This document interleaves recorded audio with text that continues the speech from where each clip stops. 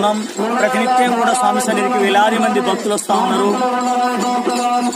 ముఖ్యంగా మనం చూసినట్లయితే ప్రతి శుక్రవారం కూడా స్వామి సన్నిధి అంతా కూడా అంగరంగ వైభవంగా మొత్తం కూడా భక్తులంతా కూడా ఇక్కడికి రావడం జరుగుతూ ఉంది. స్వామి సన్నిధి అంతా కూడా నిత్య కళ్యాణం పచ్చనితో ఉన్నాం.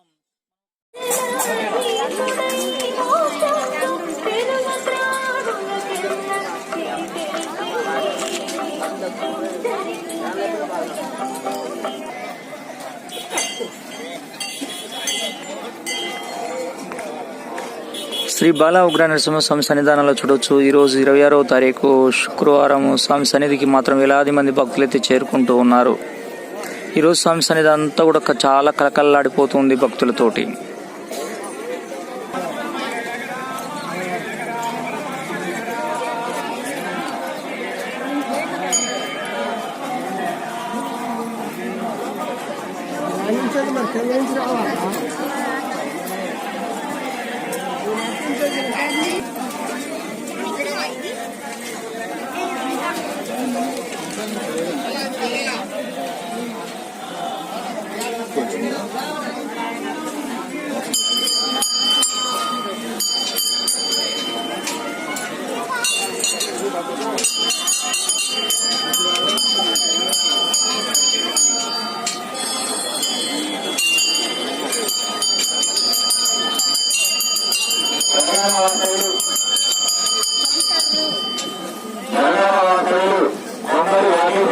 వాసు గారు అన్న గారు వారు